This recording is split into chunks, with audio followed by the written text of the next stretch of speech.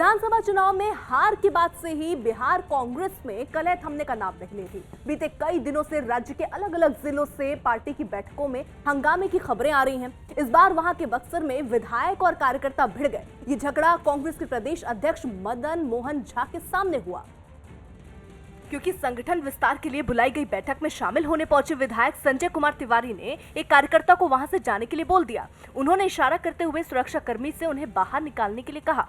फिर क्या था, तू मैं शुरू हो गई।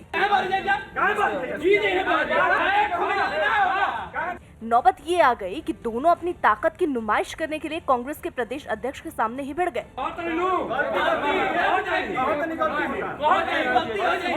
जिस कार्यकर्ता के साथ विधायक की बहस हुई, उसने उन्हें खूब खरी खोटी सुनाई। यही नहीं, एक बार तो ऐसा लगा कि उनके बीच मारपीट हो जाएगी।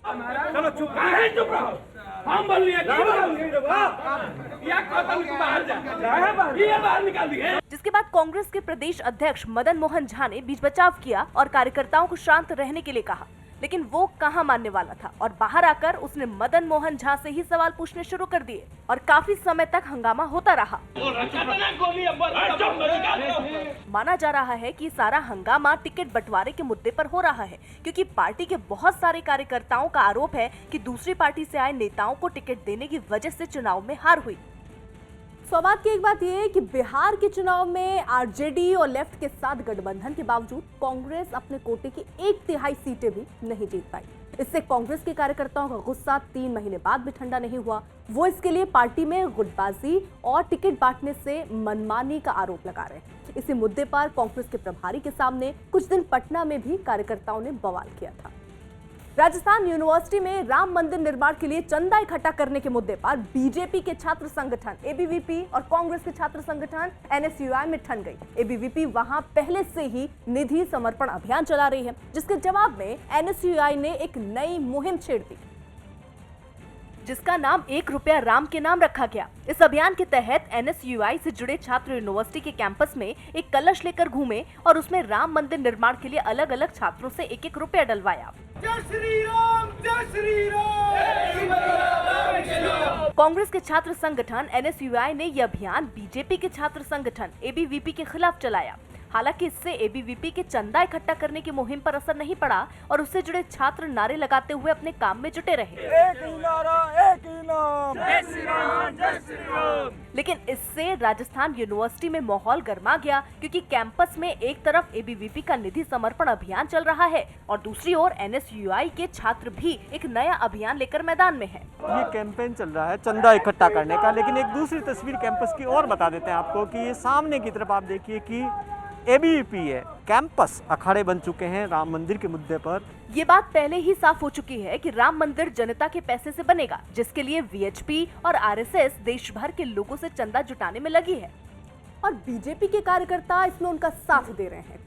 लेकिन कांग्रेस नेता कांतिलाल भूरिया अच्छी नीयत से किए जा रहे इस काम पर सियासत करने से बाज नहीं आए और बीजेपी पर निशाना साधने के चक्कर में उन्होंने विवादास्पद बयान दे दिया। पूर्व केंद्रीय मंत्री और मध्य प्रदेश के झाबुआ से विधायक कांतिलाल भूरिया वहां एक प्रदर्शन में शामिल होने के लिए पहुंचे और इसी दौरान उन्होंने बीजेपी नेताओं से चंदे के पैसों का हिसाब मांगते हुए विवादास्पद बयान दे दिया। घर घर भाजपा के छुट्टे नेता जा रहे हैं, लावा मंदिर बनाना पैसा इकट्ठा कर रहे और फिर शाम को जाके नदी पे जाके दारू पी रहे वो। जिसके बाद बीजेपी उन पर भड़क गई। क्या ये कांग्रेस का अधिकृत बयान है? यदि कांग्रेस का अधिकृत बयान नहीं है तो कांतिलाल भूरिया जी को कांग्रेस से निकाल देना चाहिए। बात बढ़ी तो कांतिलाल भूरिया ने अपनी सफाई तो पेश की, लेकिन वो अपनी बातों से ये जताना नहीं भूले कि उन्हें अपने बयान पर कोई अफसोस नहीं है। वो पैसा तो लोग कहते हैं क्या करते हैं, वो जाके खाते हैं। लोग कह रहे हैं, आम जनता बोल रही, मैं नहीं बोल रहा हूँ।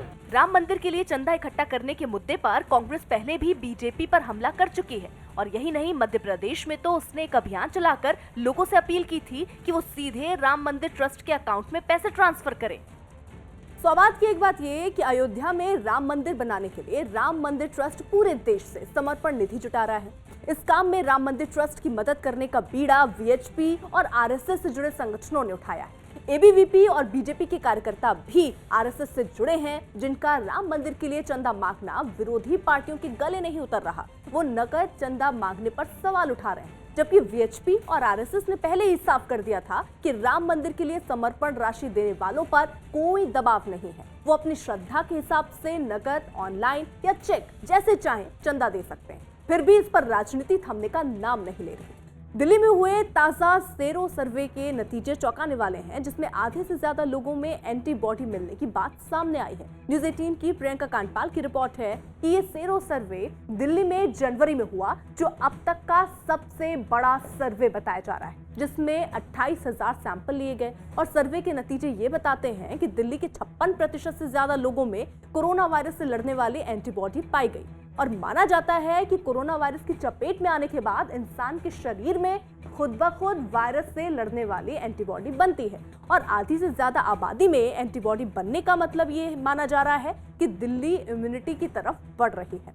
नतीजों में सबसे बड़ा आंकड़ा साउथ ईस्ट जिले के लोगों का रहा, जहां 62% से ज्यादा लोगों में एंटीबॉडी मिली, जबकि नॉर्थ दिल्ली, जहां यह आंकड़ा सबसे कम रहा, वहां भी करीब 50% लोगों में शरीर में कोरोना से लड़ने वाली एंटीबॉडी मिली। एक्सपर्ट ही बता पाएंगे ज़्यादा अच्छी तरह से आपको, परंतु मेरा ये मानना है कि हाँ, जो बिल्कुल आप जो कह रहे हैं हार्ड इम्यूनिटी की तरफ, जो पहले कहा जाता था, आपसे 3-4 महीने कह रहे थे 50% पे शायद होगी या 60% पे होगी, तो उसके आसपास हम बढ़ रहे हैं। बिल्कुल। दिल्ली जल बोर्ड पर 26,000 करोड़ के घोटाले का आरोप लगाते हुए बीजेपी के कई कार्यकर्ताओं ने केजरीवाल सरकार के खिलाफ पैदल मार्च निकाला। दिल्ली बीजेपी के अध्यक्ष आदेश गुप्ता की अगुवाई में ये मार्च नारायणा इलाके से जल बोर्ड के दफ्तर के लिए निकला, जिसमें बीजेपी से जुड़े कई लोग शामिल हुए। सड़कों पर गुजरते हुए इन लोगों ने केजरीवाल सरकार के खिलाफ जमकर नारेबाजी की। इनमें कुछ लोगों के हाथों में पार्टी के झंडे थे, तो कुछ लोगों के हाथों में पोस्टर दिखे, जिन पर दिल्ली सरकार के खिलाफ नारे लिखे थे। बीजेपी का दावा है कि दिल्ली जल बोर्ड में 26,000 करोड़ का घोटाला हुआ है और उसी का हिसाब मांगने के लिए तमाम लोग पैदल मार्च कर रहे हैं। प्रदर्शन में शामिल लोगों ने आरोप लगाया कि दिल्ली जल बोर्ड में अब तक का सबसे बड़ा घोटाला हुआ है। जल बोर्ड में 26,000 करोड़ से भी ज्यादा पैसे का कोई हिसाब किताब नहीं है। साथ ही बीजेपी ने दिल्ली सरकार पर कई इलाकों में साफ पानी मुहैया न करवाने का भी आरोप लगाया। सौबात की एक बात यह है कि दिल्ली में पिछले कई महीनों से आम आदमी पार्टी और बीजेपी के बीच भ्रष्टाचार के आरोपों पर सियासी जंग छिड़ी हुई है। आम आदमी पार्टी ने दिल्ली के नगर निगम में घोटाले का आरोप लगाया, तो बीजेपी ने दिल्ली जल बोर्ड में 26,000 करोड़ का घोटाला होने का आरोप लगाकर जवाबी मोर्चा खोल दिया। इसी मुद्दे पर कुछ दिन पहले दिल्ली जल बोर्ड के दफ्तर पर बीजेपी कार्यकर्ताओं ने प्रदर्शन किया। अब एक बार फिर बीजेपी ने यह मामला उठाकर दिल्ली सरकार को घेरने की कोशिश की और दिल्ली जल बोर्ड से हिसाब मांगा, जिसके अध्यक्ष दिल्ली के मुख्यमंत्री अरविंद केजरीवाल खुद हैं। मुंबई के गोरेगांव में एक स्टूडियो में भीषण आग लगने से लोगों में दहशत फैल गई। ये आग शाम के वक्त लगी और आशंका जताई गई कि शॉर्ट सर्किट की वजह से ये घटना घटी, जिसमें पूरा स्टूडियो स्वाहा हो गया। आग इतने रौद्र रूप में थी कि ये पता लगाना मुश्किल था कि किस हिस्से से उसकी शुरुआत हुई। स्टूडियो का ऐसा कोई हिस्सा नहीं बचा जो आग की जद में ना हो। वहां से धुआं भी काफी ज्यादा उठ रहा था, क्योंकि स्टूडियो के अंदर रखा शूटिंग का सारा सामान वक्त गुजरने के साथ राख में तब्दील होता जा रहा था। इतनी बड़ी आग थी कि सारा सामान आप जो देख रहे हैं वो जल गया। गनीमत की बात ये थी कि इस पूरी आग में कोई भी इंजर्ड नहीं हुआ है। इस स्टूडियो के आसपास रहने वाले लोगों का आरोप है कि उसे अवैध तरीके से बनाया गया था। दुर्घटना होने की संभावना पूरी थी। हम लास्ट 2 साल से इसके पीछे पड़े थे कि भाई इसको बांधने मत दो। स्टूडियो में आग लगने की खबर हर तरफ आग की तरह ही तेजी से फैली। बताया गया कि फायर ब्रिगेड की 10 गाड़ियां मौके पर पहुंची और दमकल कर्मियों ने आग बुझाने की कोशिशें तेज कर दी। आग लग गई, फायर ब्रिगेड बुलाया गया है, अभी आग काबू में है। करीब 2 घंटे की कड़ी मेहनत के बाद दमकल कर्मियों ने आग को तो बुझा लिया, लेकिन अफसोस की बात ये रही कि स्टूडियो में रखा शूटिंग का सारा सामान और वहां मौजूद दूसरी चीजें जलकर राख हो गईं। सौबात की एक बात यह है कि मुंबई के जिस फिल्म स्टूडियो में आग लगी वो कई दिनों से बंद था। बताया गया कि ये स्टूडियो अवैध तरीके से बनाया गया था, जिसकी शिकायत मिलने के बाद बीएमसी ने कार्रवाई भी की थी। बाद में फिर से वहां फिल्म की शूटिंग में इस्तेमाल होने वाला सामान और फर्नीचर रख दिया गया, जो आग में जलकर राख हो गया।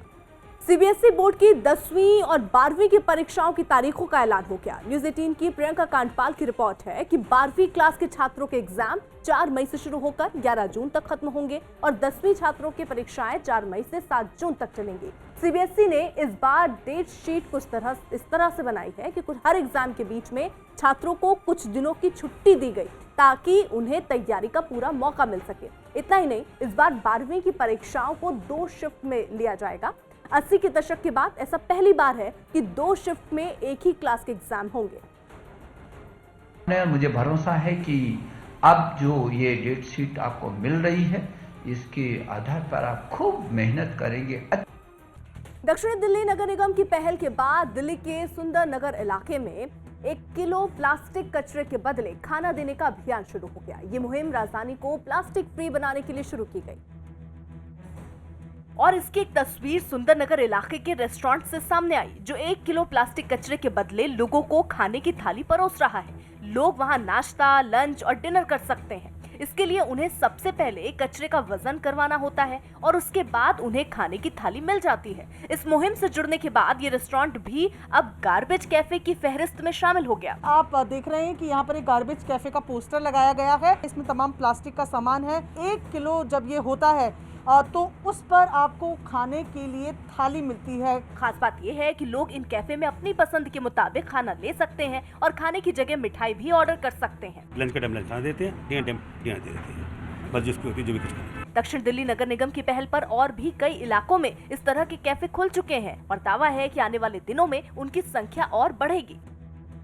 सौभाग्य की एक बात ये है कि शहरों में प्लास्टिक का कचरा सबसे बड़ी समस्या बन चुका है, जिसकी वजह से नालियां जाम हो जाती हैं, गंदा पानी सड़कों पर बहने लगता है और इसी समस्या से छुटकारा पाने के लिए पिछले साल छत्तीसगढ़ के अंबिकापुर में नगर निगम ने 1 किलो प्लास्टिक कचरे के बदले भरपेट खाना और आधा किलो प्लास्टिक कचरे के बदले नाश्ता देने की स्कीम शुरू की थी। वही प्रयोग अब दक्षिण दिल्ली नगर निगम ने किया है। यहाँ प्लास्टिक वाला कचरा इकट्ठा करके उसकी रिसाइकलिंग की जाएगी। सड़कें बनाने में भी प्लास्टिक के कचरे का इस्तेमाल किया जा सकता है। दिल्ली की सीमाओं पर धरने पर बैठे किसानों के आंदोलन की घेराबंदी करने के लिए दिल्ली पुलिस ने सड़कों पर कीलें गाड़ दी। इसके अलावा सुरक्षा के भी अभूतपूर्व इंतजाम किए गए ताकि अगली बार कोई ट्रैक्टर आंदोलन की जगह से आगे न बढ़ पाए। जहां कीले लगाकर सुरक्षा की गई है, उनमें पहला गाजीपुर बॉर्डर है, जहां राकेश टिकैत अपने समर्थकों के साथ अभी भी धरने पर बैठे हैं। धरना स्थल पर थोड़ी थोड़ी देर में उनके समर्थन में नारे भी सुनाई देते हैं। जिंदाबाद। लेकिन गाजीपुर बॉर्डर पर जमा किसान अगली बार ट्रैक्टर को दिल्ली में न ले जा सके, इसके लिए सड़कों पर मोटी मोटी कीलें गाड़ दी गई। ये कीलें लगाई गई हैं दिल्ली पुलिस के द्वारा, ताकि यहाँ से अगर कोई किसान ट्रैक्टर लेकर दिल्ली की तरफ जाए तो इन कीलों को देखते हुए वो यहाँ पर रुक जाएंगे, क्योंकि ये अगर ट्रैक्टर पार करेगा तो उसके ट्रैक्टर जो है वो पंक्चर हो जाएंगे। Ghazipur border national highway number 24 पर पड़ता है, जहाँ दोनों तरफ घनी आबादी है। आम लोग हाईवे के साथ की खाली पड़ी जमीन का भी इस्तेमाल आने जाने के लिए करते हैं, लेकिन इस बार पुलिस की तैयारी चौतरफा दिखी। उसके साथ साथ ही काफी दूरी तक इसको एक नहर का रूप दिया गया है, ताकि लोग जो पैदल इस रूट से यहाँ पर आना चाहते थे अब वो यहाँ पर नहीं आ पाएंगे। बॉर्डर पर लगी बैरिकेडिंग के ऊपर भी मोटी कंटीली तारें लगाई गई। इन तारों का मकसद भी साफ है कि आंदोलन कर रहे लोग बैरिकेडिंग को लांघ ना पाएं। गाजीपुर बॉर्डर से 26 जनवरी को भारी संख्या में प्रदर्शनकारी दिल्ली में दाखिल हुए थे, लेकिन पुलिस की तैयारी ऐसी है कि अगली बार कोई ट्रैक्टर लेकर दिल्ली में नहीं घुस पाएगा। भारी सुरक्षा बलों की तैनाती के साथ मोटी मोटी कीलें लगाने का काम दिल्ली की टिकरी बॉर्डर पर भी हुआ, जहां बड़ी संख्या में आंदोलनकारी धरने पर बैठे हैं। टिकरी बॉर्डर दिल्ली की उन सीमाओं में है जहां से 26 जनवरी को हिंसा और उपद्रव की हैरान करने वाली तस्वीरें आई थी। 26 तारीख की घटनाएं दोबारा न हो, उसको देखते हुए अब सुरक्षा के मजबूत इंतजाम टिकरी बॉर्डर पर किए गए हैं। इसलिए न केवल पुलिस के साथ अर्धसैनिक बलों की भारी तैनाती की गई, बल्कि बड़ी बड़ी मशीनें लगाकर कई लेवल की बैरिकेडिंग भी की गई। इस बार बैरिकेडिंग इतनी मजबूत है कि आंदोलन को जैसे चार दीवारी में कैद करने की तैयारी है। ऊपर से जमीन में कीलें भी गाड़ दी गई, जिन्हें पार करना ट्रैक्टरों के बस में नहीं होगा। देखिए यहाँ पर किस तरह से कीलें सड़क पर लगाई गई हैं, आप तस्वीरों में देखेंगे। और देखिए कील जो यहाँ पर आपको नजर आ रही हैं, कुछ पतली कील हैं और कुछ सरियों की कील बनाई गई हैं, जो मोटे सरिये हैं। टिकरी बॉर्डर दिल्ली की पश्चिमी सीमा को हरियाणा से जोड़ता है। देश में पहली बार पेपरलेस बजट पेश होने के बाद उत्तर प्रदेश सरकार के सभी मंत्री भी हाईटेक हो गए हैं। न्यूज़ 18 की अजीत सिंह की रिपोर्ट है कि मुख्यमंत्री योगी आदित्यनाथ के आदेश के बाद यूपी सरकार पूरी तरह से पेपरलेस हो गई है, यानी कि अब राज्य सरकार के सभी मंत्री कामकाज के लिए कागजों की जगह आईपैड का इस्तेमाल कर रहे हैं, जिसके लिए उन्हें मुख्यमंत्री के घर पर हुई बैठक में ट्रेनिंग भी दी गई। सीएम का मानना है कि उनके इस कदम से भ्रष्टाचार पर लगाम लगेगी और सरकारी काम भी तेजी से होंगे, जिससे लोगों की समस्याओं में कम वक्त लगेगा, वो जल्दी निपट जाएंगे। भ्रष्टाचार पर नकेल कसने के लिए सीएम योगी ने अपने मंत्रियों को नसीहत दी कि वो अपने काम की निगरानी भी खुद ही करें।